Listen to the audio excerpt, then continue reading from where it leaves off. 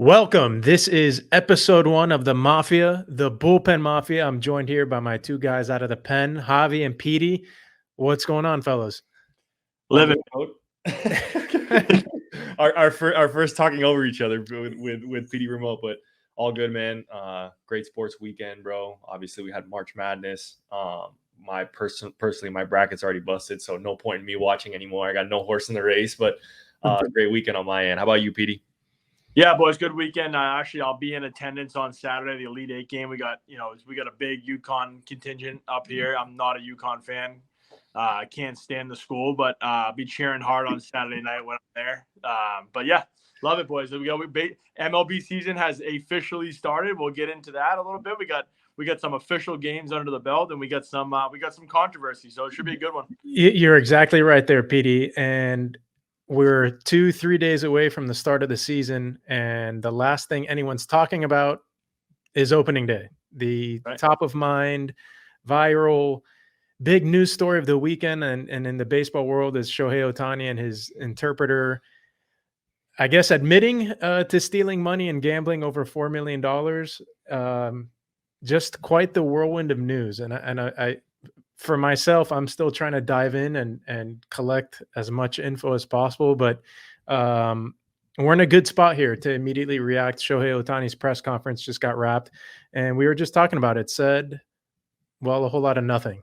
I think it's been a whole lot of nothing for the last week or so. I mean, the story broke, and obviously I think Major League Baseball got off a little bit easy with, the series being in Seoul and there was a time difference. So these guys didn't really have to react right away. I found it most interesting that when they broke the news, it was the dead zone in Asia. Right. That's what I mean. That no one had to react. No one had to give a press conference. Everyone was seemingly asleep from the Dodgers side. And everyone who wants to see Ohtani or hear what he has to say, he's nowhere to be found, right? And granted, he's asleep, and definitely sleeping after all of that broke. What's crazy about the whole story is, you just try and unpack it, and you really don't know what direction to think. I mean, it's the whirlwind of the back and forth. Ohtani's reps take their story off the board. It's like we have everything lined up. His interpreter Ippei has given his story, and about an hour after he finishes, they're all in a horrible position because the story's been changed 3 or 4 times in a span of 3 or 4 days. That as fans of the game and just in the general public, you absolutely have no idea who to believe. And the conspiracies, they've allowed them to take off on their own. Yeah. And Petey, I'd love to hear what you got to say from, maybe you're in a more news media heavy, part of the country and in the Northeast, but I mean, dude, it's on every morning show, every news show, everywhere you turn. I mean, you can't really get away from this Ohtani stuff. Yeah. And it's kind of crazy too, because when you think about it, right? Because I think everyone's first thought immediately goes like right to Shohei, right? Like 4.5 million. I don't care how much money you make. Like, I was saying to a bunch of people before too, like, the interpreters for these guys, man, these guys are living and breathing every moment with whoever they're working with. I'm sure he was doing every single thing that Shohei was doing. They were spending, probably more time together than they ever wanted to, but it's just, that's part of his job and part of his business. So I think a lot of thoughts immediately go to, wait, you're telling me that Shohei's got no idea what's going on, or this is just something where, now it's stolen from his account. I don't know, man. It's hard. The piece of information today that kind of got my head spinning, or maybe it came out yesterday, the fact that Ippei claimed to go to UC Riverside. They reached out to the university. No person under his name ever attended the university. He lied about working Boston Red Sox spring training. At what point is this the Dodgers' fault? Is this Shohei's people's fault? That sure, the scammer came out on top, or he's getting caught. But at what point is there going to be accountability on the Dodgers end for not doing their due diligence, and even Ohtani as well? That this guy was a catch me if you can, Leonardo DiCaprio style. Apparently the greatest con man of all time. What's crazy to me too is like, you keep hearing in all Shohei's quotes and everything his representatives say, like best friend. So like this guy's like Petey said, he's lived and breathed Shohei's life Yep. for the last 6 years in the States, right? I mean, everywhere you go, every time you see a picture, you see Ippei in the background. yeah, and he's lived this, lavish lifestyle. So I'm sure the money was available to him. I mean, I just find it so hard to believe that, I want to believe that Shohei had nothing to do with it, but I mean, you just let your imagination run a little bit with this, and the conspiracy theory starts flowing, and you start thinking to yourself, like, I'm who's betting? What's going on here? Is there foul play? And I love a great conspiracy theory as much as the next person. I'm still not convinced that Stevie Wonder's totally blind. That's another conversation. But look, it's super interesting. I think from an MLB standpoint, and even from ESPN standpoint, things are starting to get a little hairy with the gambling side of sports. Yeah. For me, from my perspective, I find everyone to be incredibly hypocritical when it comes down to this. We're in a situation where a lot of these things you can't be surprised anymore. You have FanDuel, DraftKings, and here in Florida, the Hard Rock Sportsbet app. All of this stuff is being shoved down sports consumers' throats at a ad nauseum basis. And of course, the athletes are going to see it too. They're people. So I think instances like this, and now 30 minutes ago, news broke in the NBA that there's a player under investigation too for making sure his rebounds hit the under. But we're reaching the boiling point of gambling in sports, and we're not even 2 years into a lot of this stuff being legal. Yeah, man. And I think, obviously from Major League Baseball's perspective, like this isn't, we saw Calvin Ridley, Jameson Williams, these guys in the NFL they, incurred suspensions for gambling. Yeah. It's not that level of player. Like, this is the LeBron James of Major League Baseball. Like, this is the face. This is the one guy who Major League Baseball can point to and say, we cannot afford for this guy to not be on the field for the next decade if we really want to grow the sport. Right. And to the conspiracies, everyone's thinking MLB's in on it. Yeah. Even if he did gamble, of course he didn't, right? And it's... You said that, not me, though. I don't know. Until minutes ago, I don't know, man. I am hard. I don't know who to believe. It's hard. Yeah. Misinformation is running rampant in every facet of media, and for it to, without the season even starting, this is what we're talking about. Yeah. Instead of being excited, it's disappointing. And frankly, the guy probably would have been gambling anyway, but I just find gambling and all of this stuff we could have avoided this. Yeah. Last word, Petey. What are your thoughts, man? Where do we go from here? I think you guys said it. You guys said it perfectly, and you could sum it up by pretty much saying that this guy is literally the face of the game. I mean, the contract, everything leading up to the offseason, what happened in the offseason. I mean, MLB is going to do everything in their power to make sure that this is as swept under the rug or taken care of as possible if it is bad behind the scenes. Otherwise, they're going to do everything they can to get him in the public eye and show him in a good light. But yeah, I mean, I don't know. You gotta protect this guy, like, plain and simple. It'll be an interesting 24, 48 hours to everybody digesting what he's got to say. But moving to another story that's closer to home for Toad and I. Over the past week, Jazz Chisholm was in the news, the face of the Marlins franchise. Jazz had some choice words about, former leaders in the Marlins clubhouse, and he didn't necessarily name, but we knew exactly who he was talking about. We knew who he was talking about. It was about Miguel Rojas. Jazz kind of went scorched earth on him, outed some things that happened in the clubhouse, said he was a bad leader. Petey, I want to get your thoughts on this. All right. Yeah, because you seem like a down to earth guy. I think you and Javi are both self-proclaimed glue guys. Jazz on the podcast. I'm blanking on the name right now. Pivot. It was Channing Crowder and Ryan Clark. Pivot. Perfect. Yeah. Pivot podcast. So on the podcast, Jazz Chisholm claims that he fell asleep and missed a team meeting. Yeah. And blamed the team captains for not waking him up for said meeting. If that's you, are you? And he said that's poor leadership on their part to not wake him up, which I found to be a load of crap because that's on you. But For you, Petey, you had too big of a lunch. You close your eyes for a little. You start to doze off. Who's it on? Whose fault is it? I mean, obviously it's on you, but like I'm laughing because Javi would tell you I spent many a mornings, making some extra phone calls or some extra door knocks trying to get the boy, up from a tough night. But yeah, I mean, if these guys are calling and they're doing what they can, again, it is what it is. It's obviously on you, the player, in that instance. In terms of just like calling out guys, especially vets, man, I just. Never in a million years. Well, he's doing it 2 years after the fact. Yeah, exactly. Right. It's obviously a little different now with Rojas with the Dodgers, but like, I don't know. I always, and I feel like I was a little bit of a vet at the end, obviously as a minor leaguer, but like, I don't know. You're watching the way those guys are going about the business. I'm trying to learn from them. Last thing I'm ever doing is chucking a guy under the bus, maybe regardless of how I felt in the situation itself. I can't see myself ever doing that.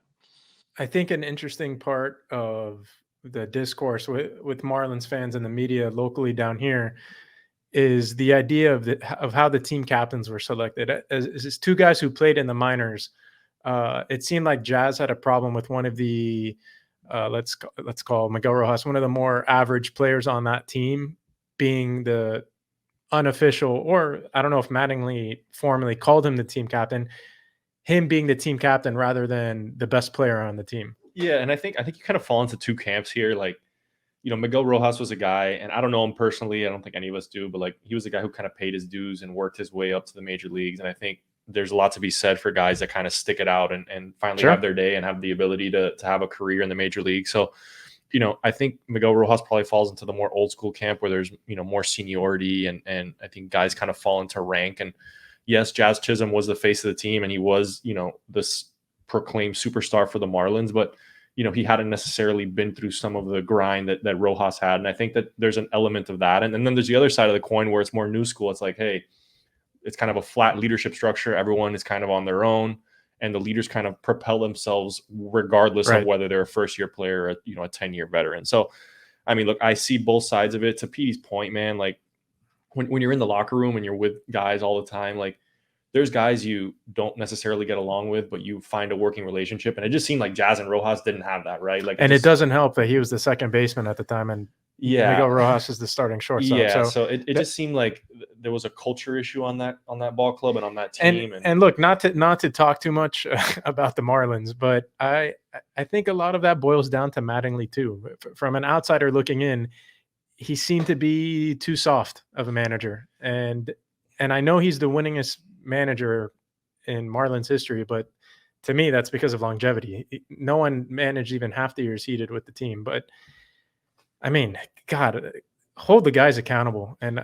But whatever. It's hard, man. And Petey will tell you too, like you get into these clubhouses and managers try and stay out of people's business as much as possible. They don't want to really intertwine in the clubhouse dynamics. At least the guys I played for, and Petey, I think, we both played for similar managers in the minors where they weren't micromanaging. They weren't in the weeds of what stuff was going on. Guys kind of police themselves. But, this is just the kind of stuff I think it comes from the top. And if the organization is kind of floundering a little bit and no one really likes the leaders who have been selected or have sort of risen to power, like this is the kind of stuff that'll go on. And it's unfortunate, man, because I think Jazz is a great baseball player. I think these are the waves. You don't want to be making these waves going into a season. Like you want it to be about your play, about his improved play, the Marlins. And, instead we're kind of going back 2 years to talk about stuff that has no bearing on what's going to happen this season.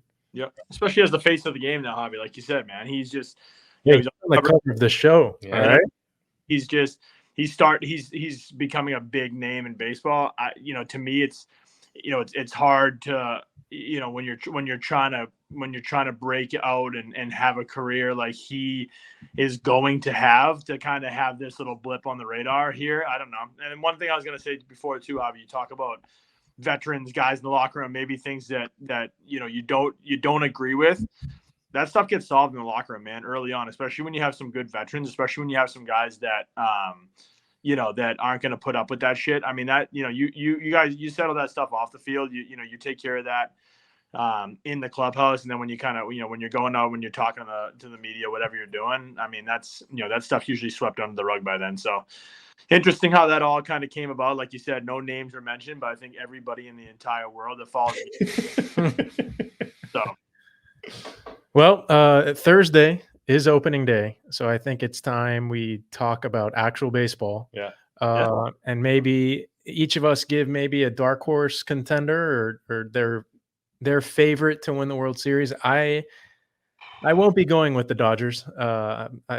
Shohei is about to go to prison for 10 years, so I'm not going to roll with LA.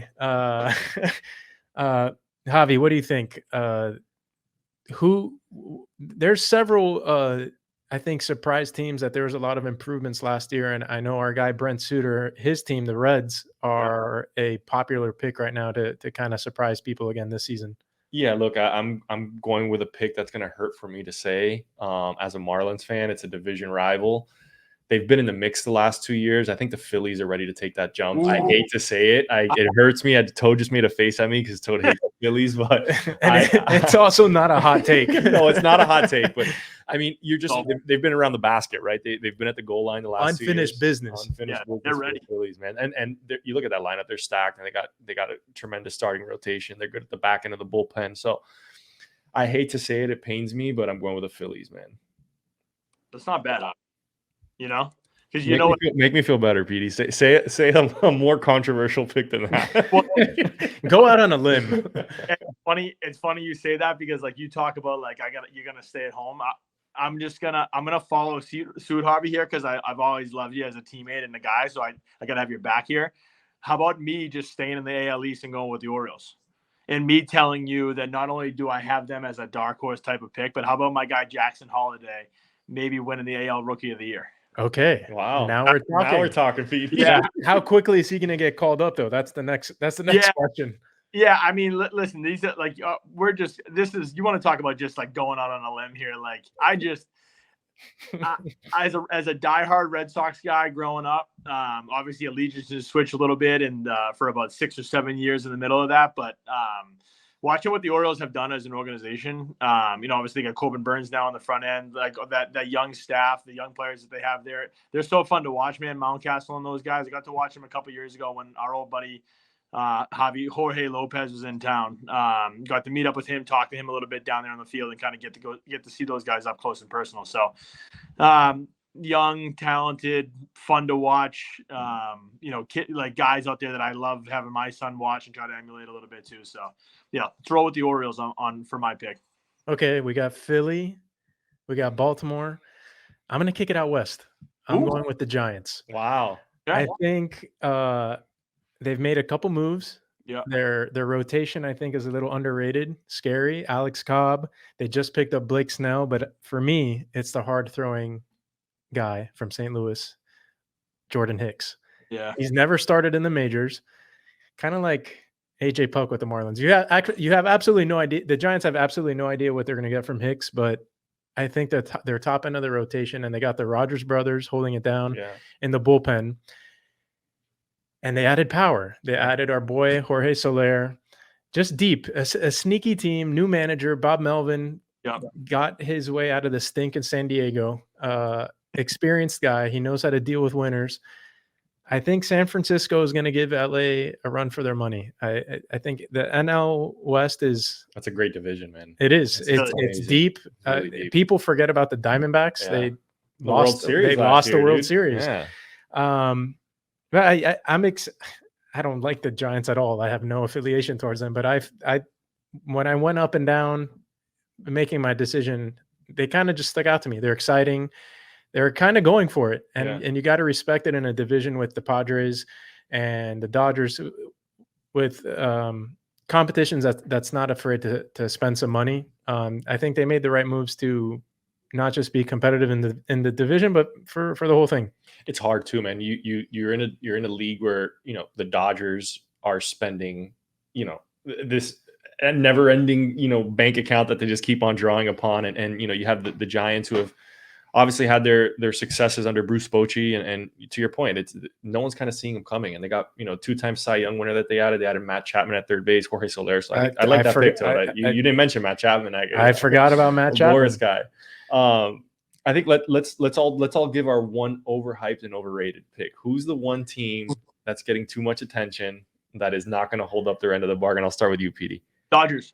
Dude, I'm telling you, bro. like you know, Yamamoto goes out there. Obviously, he does what he does in the first start. Welcome to the big leagues moment, man. Like, totally different world. The Shohei stuff, the Mookie Betts starting at shortstop, the Gavin Lux going to second base. I'm kind of with Petey. I really just don't think the Dodgers are as deep as people think whatsoever. It really is. It's just, I mean, and they're so hyped every single year as they should be. But I don't know. You start off the year like they have, it just seems like it's either a controversy or it's a kind of scratch your head moment, like the Mookie Betts stuff starting at short. I don't know. They load up, they roll into the season, and I can see the wheels coming off quick. I got a controversial pick because I'm wearing their hat right now. Okay. And I'm a Yankee fan by trade. My dad was a big Yankee fan, so I'm going with the Yankees. I think they got the sort of the chip stacked against them already. It starts to start the season. They got Garrett, some news that Garrett Cole's going to be out a month or two. A lot of question marks in that starting rotation. I know they addressed some of them. They got Carlos Rodon coming back. They're hopefully get big things out of him, but I just think the Yankees are in a tough spot. And that division, I think, it's tough too, because Petey, like you mentioned earlier, the Orioles are coming, man, and it's not just coming with what they have right now. Like, they have horses still in their minor league system that they probably got like 3 or 4 guys that are natural shortstops that can come up and play at the big league level that just haven't even gotten an opportunity yet. So I think the Yankees are in a tough spot, man. It's going to be a difficult year to sort of navigate the AL East. It's tough as ever, man. Toronto's spending the big bucks now. Your boys, the Red Sox, haven't really shown that commitment to spend the big money, but don't worry about them, Javi. we'll get to them at some point on this podcast. But Toad, give us your overhyped candidate. Maybe a team that I think is usually talked about a little too much. That's on national TV a lot. The Chicago Cubs. Oof. Well, it counts. We have some friends in the program with the Chicago Cubs, and they're going to be pissed to hear that. We've got some Cubby connections, but I just don't see it. I think Bellinger, credit to him having a great bounce back season last year. Can he do it again? I don't think anyone's realistically expecting that. Again, a lot of young guys. I don't know if they're ready to make the leap, but I don't know if I'm just picking on a team that I personally don't like, but that division's wide open. 85 games by winning that division this year, which is crazy. I mean, the NL Central is usually kind of the bruiser. They knock each other out pretty early on in the season. The Cardinals, Cubs, and Brewers are usually all in the mix there. But you throw in the Reds, the Pirates maybe are improved. Always a question mark. Who knows? O'Neal Cruz. Yeah. Dark horse MVP candidate. but that should be a good division. I mean, we already had some drama in there too. The Cubs, kind of stole Craig Counsell in the middle of the night from the Brewers. So there should be some fun games in the NL Central this summer. Real quick, boys, while we're on the topic of the Cubs, we got to give a shout out to our boy Garrett Cooper making the roster. Yeah, Garrett Cooper. Looks like wisdom. Future guest of the show. Yeah, I'll tell you what, he's going to be a friend of the program. Friend of the program. Former Marlins All-Star to you. Yeah. Got a house in Coral Gables.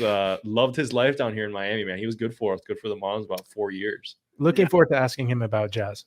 I know.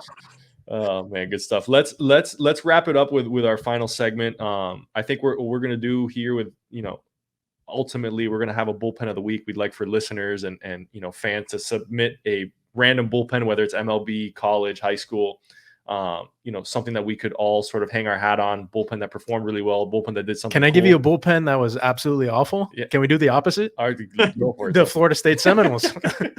Tough weekend for the Noles. Tough weekend for my Seminoles.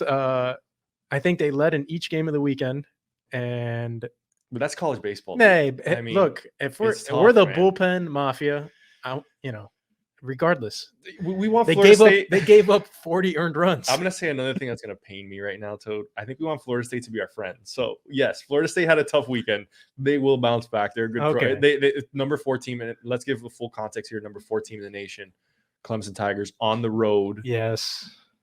Frustrating to watch. I feel for my friends up there. I have. I think the one that really hurt was the second game on Saturday, right? Yeah. You guys are winning. Yeah, without a doubt. Even Sunday, the final game in the series, they were up 12, 6. yeah. They were up 6 in the 7th inning. Yeah. Crazy. College But baseball. Crazy. we love our bullpens. Do not take this the wrong way, Florida State Seminole fans. Toad loves us. Toad's a graduate of Florida State, so please. One of my best friends is their head of PR. Okay, and we're sitting in a studio with Kane stuff everywhere. Okay, so it hurts me to say this, but we were Florida State. I will rock a fitted with the script FS next week. Don't worry about it. So we're gonna use this segment to highlight bullpens either that did something cool, that performed really well, that had somebody that did something really notable. I think for today's show, we're gonna give a funny story that happened to us in the bullpen. Toad's might be a little different than Petey's in mine, just because I don't know if Toad sat in many bullpens like Petey and I have many a day. So his could be some. And you know what, Toad gave us. I've sat in a couple kickball dugouts. Well, Petey, give us a bullpen story, man, to end our session here today. All right, I gave you guys a good one last week. I was thinking about this one too as we were down there. So we're going to talk about the Brevard County bullpen multiple times. And God, there are so many stories. The Manatees, right? We're talking Manatees. We brought up our friend Alex Rodriguez a couple weeks back. This is one of my favorite bullpen stories of all time. So I remember he was rehabbing with the Tampa Yankees at the time, and I'm down in the bullpen getting loose. This is probably the 5th inning because I think he only played 5 that day. I'm in the locker room in between, and Joe Arol, who was our skipper, I think, was running through the hallways, flying back and forth. And he stopped at one point. He was like, "Hey, you want A-Rod if he gets up this inning?" And I'm like, "Hell yeah!" And he's like, "All right, I'll ring down there, whatever." I think we had a Cody Scarpetta, I think at the time was rehabbing. He was still in the game. So we got A-Rod on deck, got me down in the bullpen warming up, phone's ringing. "Hey, how's he doing?" "I'm good.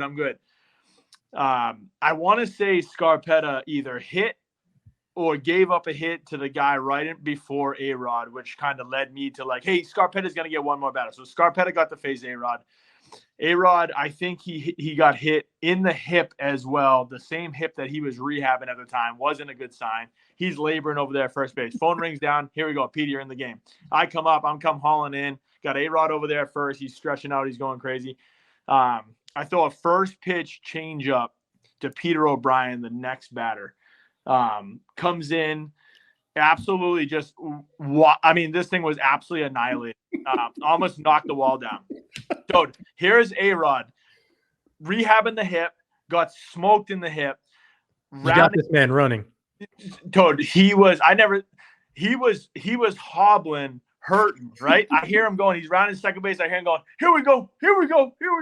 Coming around, touches third, scores comes in, scores, whatever, inning ends, come out of the game. I'm all over the place. I come in, Javi will tell you when you're done as a reliever, like when the game's over, you're inside. Usually you're taking off your jersey, whatever, you're going down and doing your rehab stuff. So we have a small weight room. It's over by the visitors' dugout. So I come down and we go in there, and there's A-Rod on the bike, right next to me. Like in your locker room.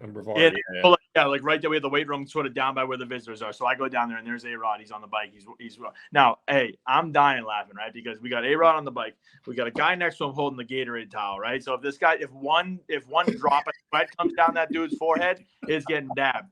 The other dude on the other side, and I still do this to this day because it's the most show thing I ever seen. He got the venti Starbucks cup with water in it, right? It tastes better out of the Starbucks cup. So like, and I just remember sitting there, and he kind of gave me a little fist bump, and he was like, "Hey, nice job out there," or something like that. I think he might have even asked me what pitch I had thrown or something like that, and it was just a cool experience. I know not necessarily like a bullpen thing, but I think coming back inside and seeing it all come full circle, especially in that, again, in the Brevard County bullpen where I'm just getting hyped up down there for A-Rod ready to go. I don't face somebody, ends up scoring from first with like a dislocated hip, running like he's 80 years old is core memory for me.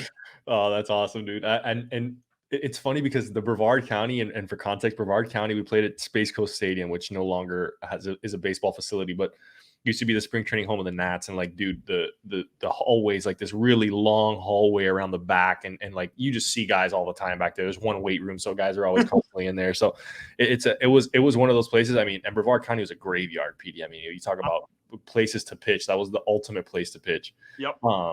And I think I have another cool story. I think that, I definitely one of those, you talk about like core memories of being in a bullpen and the minor leagues. I got the opportunity. We're playing with the Brevard County Manatees to rehab against Jose Fernandez. I think you remember, Petey. Jose Fernandez came to throw. He's coming back from Tommy John. He's pitching for the Jupiter Hammerheads. He comes to town, and the Manatees, they got to sell tickets. So they advertise Jose Fernandez coming through to pitch against, the Manatees. We got a full house.